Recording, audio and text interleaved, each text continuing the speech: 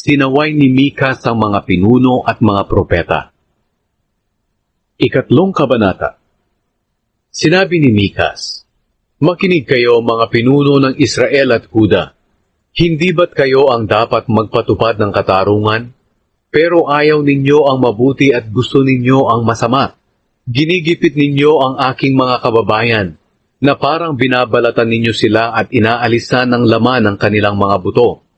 Pagkatapos ay tinatadtad ang mga buto at hinihiwa ang mga laman, at saka niluluto at kinakain. Sa araw ng pagpaparusa sa inyo, hihingi kayo ng tulong sa Panginoon, pero hindi niya kayo tutulungan. Itatakwil niya kayo dahil sa inyong kasamaang ginagawa.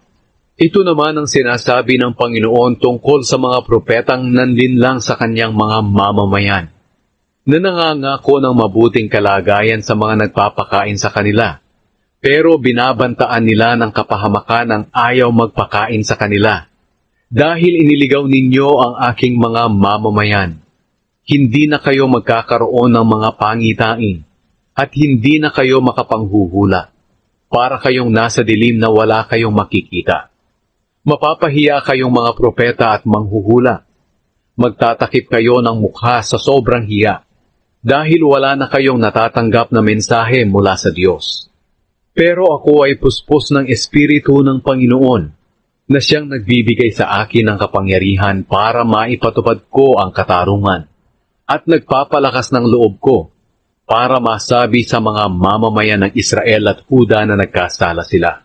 Makinig kayo mga pinuno ng Israel at Huda. Ayaw ninyong pairalin ang katarungan, at binabaluktot ninyo ang katuwiran. Itinatayo ninyo ang Zion sa pamamagitan ng masamang paraan. Handa kayong pumatay, maitayo lamang ito.